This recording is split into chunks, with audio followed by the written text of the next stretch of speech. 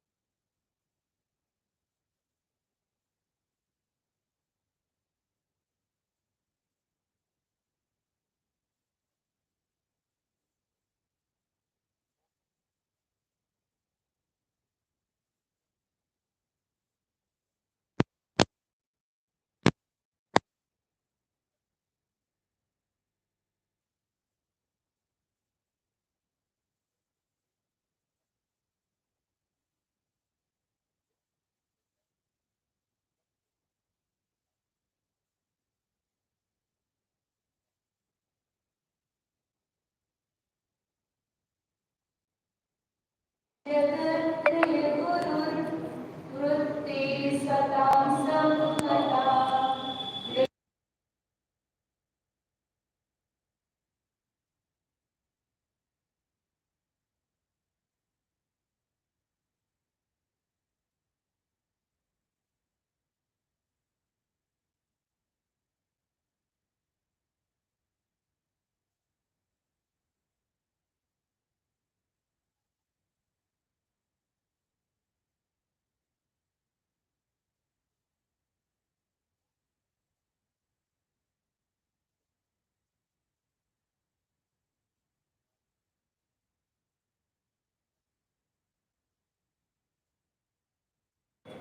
जब अंतरंग तप के भेद देखते हैं तो उसमें जो ध्यान है वो सर्वोत्कृष्ट है।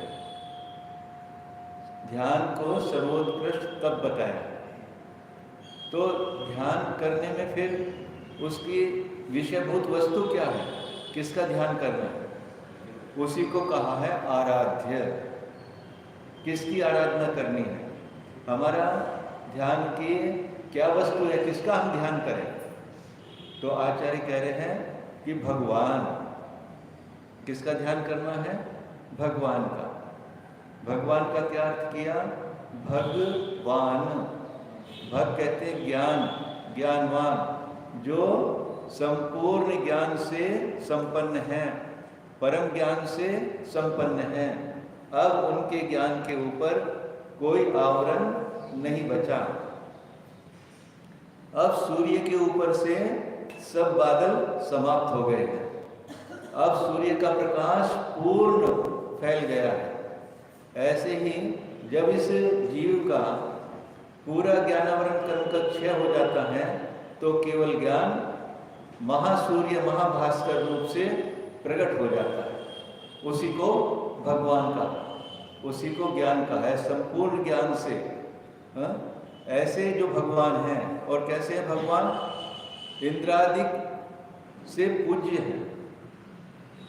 तीनों लोक में जो पूज्य हैं, किन से पूज्य हैं, इंद्रादि, जैसे स्वर्गों में इंद्र, स्वर्गों के इंद्र, और कहते हैं ना सत्य इंद्र नमत कर शीशधार, क्योंकि सबसे उत्कृष्ट हैं ये 100 इंद्र। ऐसे तो स्वर्ग में और भी देव हैं, पर उनके जो इंद्र हैं उनसे पूज्य। मनुष्यों का इंद्र चक्रवर्ती, उससे पूज्य है। त्रियंचों का जो इंद्र है वो सिंह है, उससे भी पूज्य। यानी सबसे जो पूज्य हैं, ऐसे आराध्य, ऐसे वो भगवान हमारे ध्यान का विषय। और कैसे हैं, जगत त्रय गुरु, तीनों जगत के गुरु हैं, या तीनों जगत में जो महान हैं, गुरु हैं। वैसे तो ये निश्चय से अपनी आत्मा अपना गुरु है और व्यवहार से अनंत परमात्मा सिद्ध परमात्मा हमारे गुरु हैं। और फिर वर्तमान में अनंत और सिद्धों का तो सद्भाव, अनंतों का सद्भाव यहाँ भरत एवं क्षेत्रों में नहीं है। तो यहाँ पर वर्तमान में आचार्य, उपाध्याय और मुनि जो हुए हैं वो भी हमारे गुरु हैं। तो उनमें जो वृत्ति है, वृत्ति यानी उनकी आराधना में हमारे प्रवृत्ति, ध्यान में प्रवृत्ति करना है तो अपने आराध्य में प्रवृत्ति, अपनी जो विषय हमने ध्यान का बनाया है उसमें प्रवृत्ति करना, उसमें अभिमुखता, उसके अभिमुख होना। सताम सम्मता, सज्जन पुरुषों के लिए सम्मत माने अभिष्ट ही है। क्या है अभिष्ट? जो हमारा ध्यान का विषय है, क्योंकि ध्यान को तप कहा है, उत्कृष्ट तप है ध्यान। ध्यान से बड़ा और कोई तप नहीं है। ये और एक एक श्रेणी में आएंगे। यदि पहले लेंगे प्रायश्चित, विनय, वैयाव्रत, स्वाध्याय, व्युत्सर्ग, ये सब एक एक करके बढ़ते हुए में है। प्रायश्चित से बड़ा विनय, विनय से वैयाव्रत, वैयाव्रत से स्वाध्याय और स्वाध्याय से व्युत्सर्ग और उससे भी बड़ा ध्यान। ये सब बढ़ती हुई श्रेणी में क्रम से है। तो ध्यान को सबसे उत्कृष्ट तप बताया। और ध्यान में कुछ भी बाह्य सामग्री, ऐसे कुछ जुड़ानी, फैक्ट्री लगानी है तो जमीन खरीदनी है, मशीनें लानी है, ऐसे जुटाना पड़ेगा, बहुत काम करना पड़ेगा। ध्यान में उतना नहीं करना पड़ता, सहज है। बस अपने चित्त को रोक कर एक जगह बैठकर हम उसको बहुत आसानी से कर सकते हैं, सहज है।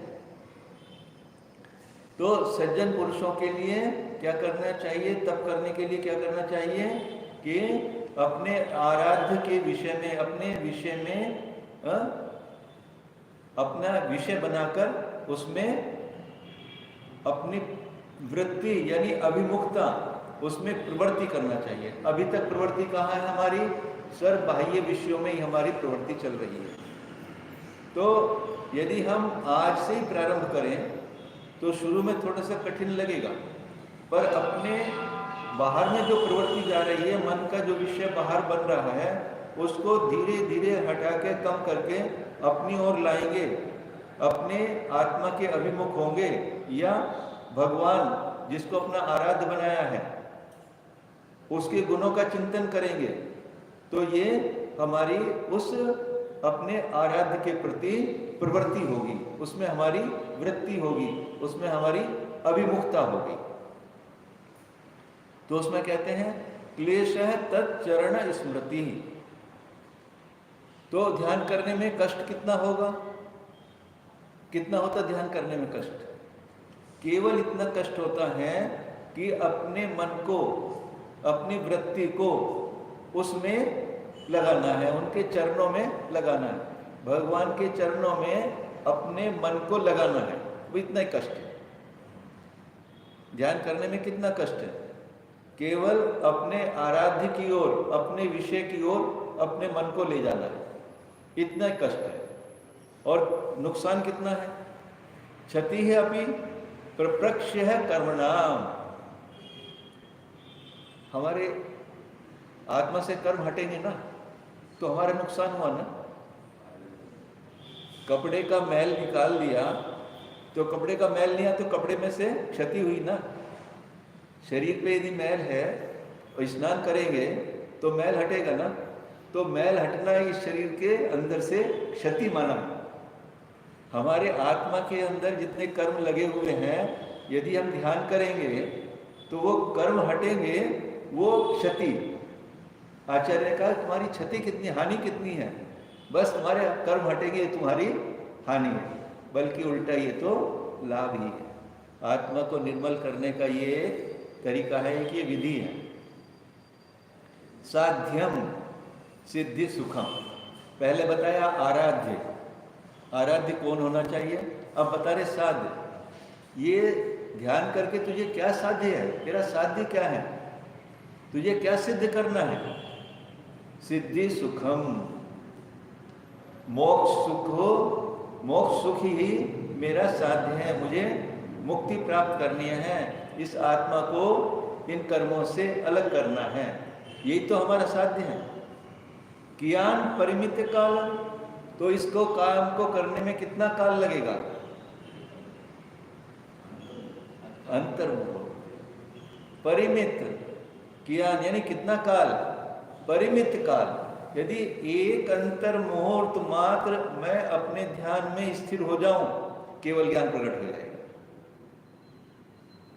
आचार्य कह रहे हैं कि बहुत कम समय में, एक अंतर मुहूर्त काल में तो ध्यान में स्थित हो जा, तो केवल ज्ञान यानी उस साध्य को तू प्राप्त कर लेगा, उस मोक्ष सुख को प्राप्त कर लेगा। मनः साधना, साधन क्या है इसका? पहले बताया आराध्य, फिर साध्य और फिर साधन। विषय, साध्य और साधन। साधन क्या है? मन। तो इस मन के द्वारा बाह्य विषयों से अपने मन को हटाकर निज आत्मा की ओर उसकी प्रवृत्ति को मोड़ दे। उसके प्रवाह को मोड़ने की आवश्यकता है बस। जो मन अभी बाह्य विषयों में प्रवाहित हो रहा था, बह रहा था, उसको उसकी दिशा बदलना है। केवल उसके बाह्य जाने से रोकने, बाह्य में जाने से रोककर उसको अंतरंग जो विषय बनाया है उसकी ओर केवल उसकी दिशा मोड़ दे। उसके प्रवाह को, मन के प्रवाह को बाह्य में जाने के बजाय अंतरंग की ओर उसको प्रवाहित कर दे। सम्यक चेतसि चिंतयन्तु, सम्यक प्रकार से इस मन से, सम्यक प्रकार से चेत में, चेतसी यानी मन में, चिंतयन्तु चिंतन करो। मन से, मन में अपने सम्यक प्रकार से, यदि सम्यक प्रकार से मतलब जो मन अभी बाह्य विषयों में प्रवृत्त कर रहा था वो सम्यक नहीं था। जो निज आत्मा की ओर उसकी दिशा बदली है आपने, वो सम्यक दिशा। यानी सम्यक प्रकार से मन में चिंतन करो। किसको कह रहे हैं? बुधा, हे बुद्धिजनों, बुद्धिमान मनुष्यों। अब क्योंकि तब से ही आपको मोक्ष की सिद्धि हो सकती है, अब अपने मन को सम्यक प्रकार से चिंतन करो। कहते हैं ना, दर्शनम देव देवस्य दर्शनम पाप विनाशनम। हे भगवान, आपके दर्शन मात्र से ही कितने कर्मों का नाश हो जाता है।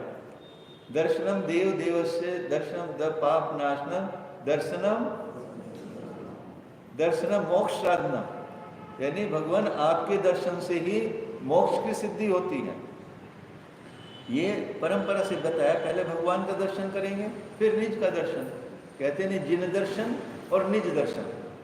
जिन दर्शन करो, निज दर्शन करो। पहले भगवान को देखा, उनके गुणों को देखा आंख खोल के, और फिर आंख बंद करी तो उन्हीं को उसी रूप से अपनी आत्मा को भी देखा कि मैं तो ऐसा ही हूँ जैसे वो बैठे हुए, वैसे ही तो मैं भी बैठा हूँ। मेरे में और उनमें अंतर क्या है? जैसे उनके गुण हैं वैसे ही मेरे गुण हैं। जितने उनके गुण हैं उतने मेरे गुण हैं। जितने असंख्यात प्रदेशी वो हैं, ऐसे असंख्यात प्रदेशी मैं भी तो। मेरे में उनमें अंतर क्या है?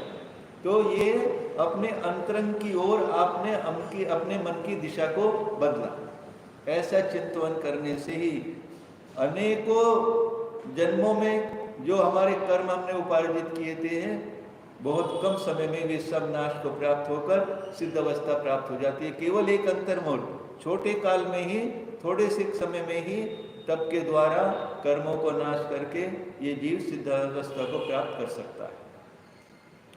विधुरम क्यों वा, और इसमें ऐसा करने में कुछ तकलीफ होगी, थोड़ा दुख होगा, कुछ होगा क्या? होगा। अपनी आत्मा की ओर दृष्टि करने में तो कुछ भी दुख नहीं है। विधुरम किम वा, कुछ भी दुख नहीं है, कुछ भी कष्ट नहीं है, बल्कि क्या है? बस कर्मों का नाश होगा, इस आत्मा से मल हटेगा और एक दिन आत्मा ये सिद्धत्व को प्राप्त कर लेगा। ऐसा ये तप का प्रभाव है। तप इसी पर्याय में किया जा सकता है। केवल जो देव पर्याय या नारकीय या त्रियंश है, उनमें तप हो ही नहीं सकता। केवल इसी पर्याय में, मनुष्य पर्याय में भी, और वो भी मनुष्य पर्याय में भी जो वर्तमान में सारे साधन उपलब्ध हैं। अन्य किसी पर्याय में मनुष्य तो बहुत है, पर ये जैन कुल मिला है, महावीर भगवान का शासन मिला है, जिनेंद्र की हमें वाणी मिली है, और सब अंग संपूर्ण है, और साता का उदय भी है। यदि आज शरीर में रोग हो जाए तो उठे बैठे भी नहीं बैठना पड़ता, खड़े होते खड़ा नहीं हो जाता, बैठे तो बैठा नहीं, लेटे तो लेटा नहीं। आज सभी अवस्थाएं हमको मिली हुई हैं, यानी सारे जो एलिजिबिलिटी क्राइटेरिया कहते हैं ना, वो सब आज हमें मिला हुआ है। और इसको पाकर भी यदि आज हम तप में अपने चित्त को नहीं लगाते, ध्यान में अपने को नहीं लगाते, तो समझो ऐसा बड़ा सौभाग्य मिलना फिर बहुत बहुत बहुत दुर्लभ है। और तप करने से क्या होगा? ये वर्तमान का जन्म सफल हो जाएगा। भगवान के दर्शन करने से जब भगवान को आराध्य बनाओगे, नेत्र सफल होते हैं, अक्षय संपदा मिलती है, अपने आत्मा के जो संपदा है वो प्राप्त होती है, और दुखों का नाश होता है, आठों कर्मों का नाश होता है। और जब ऐसा करेंगे तो आगामी दुर्गति भी नहीं होगी। आगे भी यदि मिलेगा स्वर्ग, मोक्ष या अच्छी गति मिलेगी, अन्य दुर्गति नहीं मिलेगी। इस प्रकार से इस तप करने के बहुत ही लाभ हैं, इसमें कष्ट कुछ भी नहीं है, और आत्मा का कल्याण केवल तप मात्र से ही है। आगे पढ़ते हैं दूसरा 113 नंबर।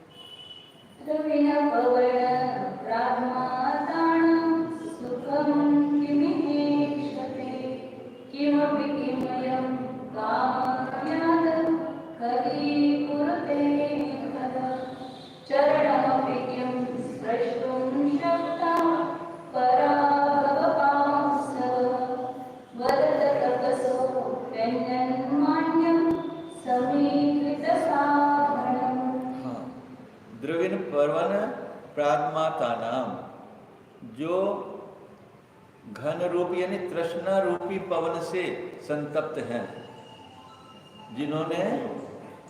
जिनको संसारी जीवों को सभी को तृष्णा है, तो जो तृष्णा रूपी पवन से मर्दित हैं, संतप्त हैं, ऐसे प्राणियों को सुखम किम इहि इच्छते, इस लोक में, इस संसार में सुख कैसे हो सकता है?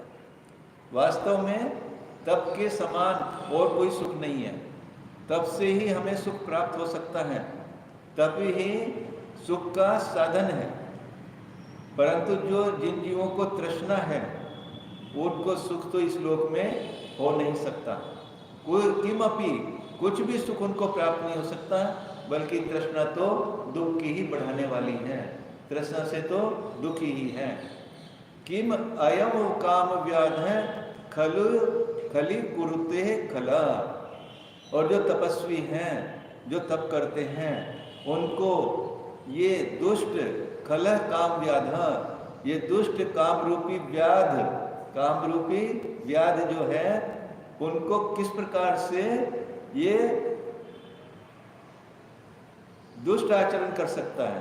यानी जो तपस्वी है, उनको ये काम रूपी व्याध सता नहीं सकता, उनको भी नहीं सता, उनका तो ये मर्दन कर देते हैं।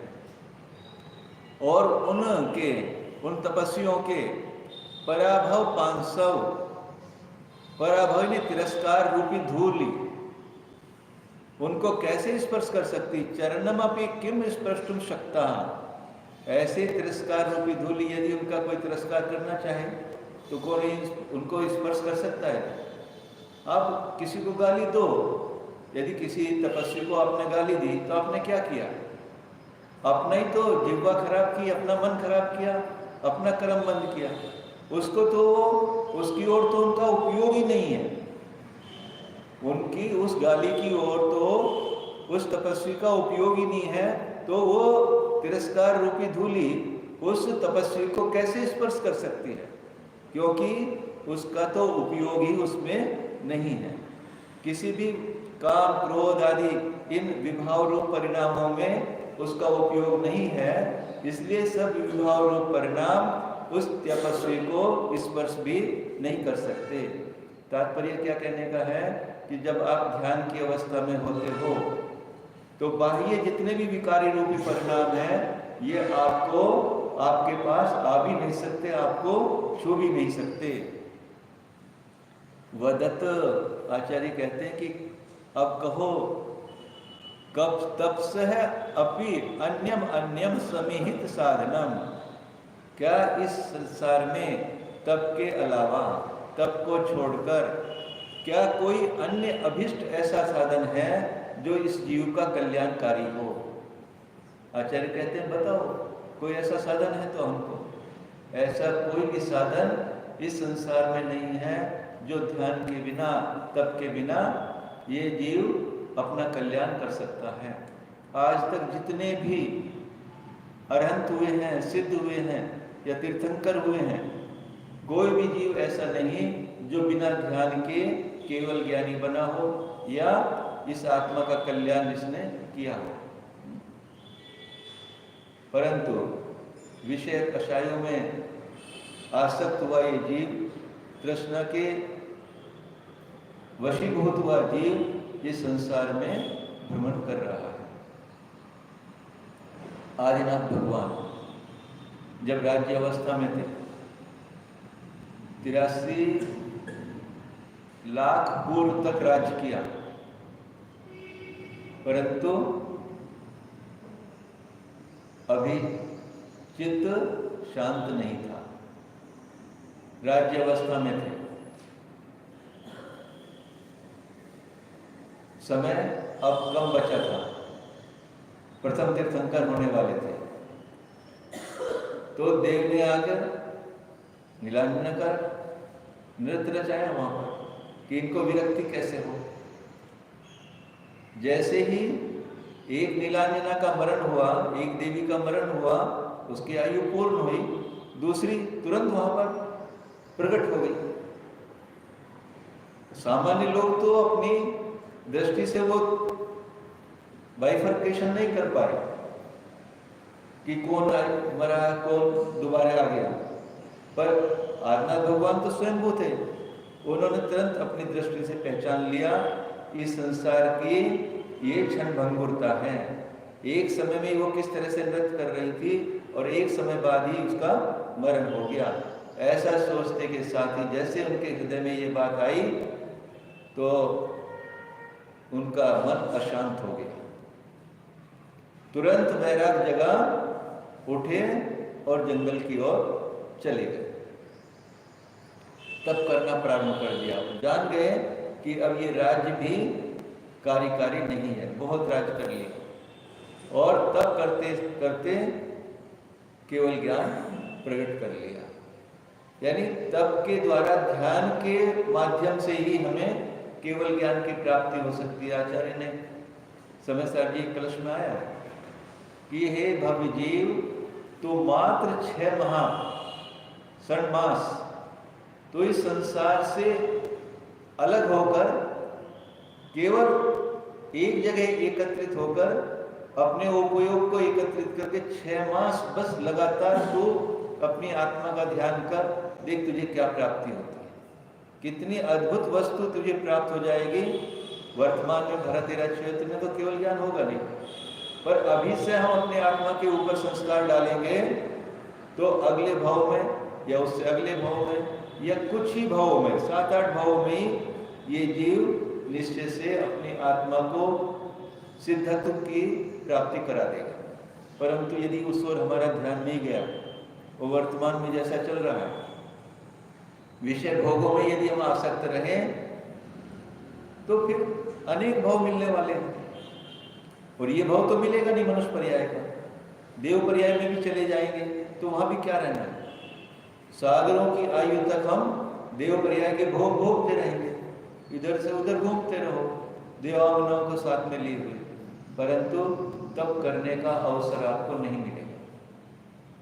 अभी जो वास्तव में मिला हुआ है, ये अवस्था तो बहुत बड़ा समय हमारा इस मनुष्य पर्याय का निकल चुका है। अब जितना भी बचा इस पर्याय को हमें तप में लगा देना चाहिए।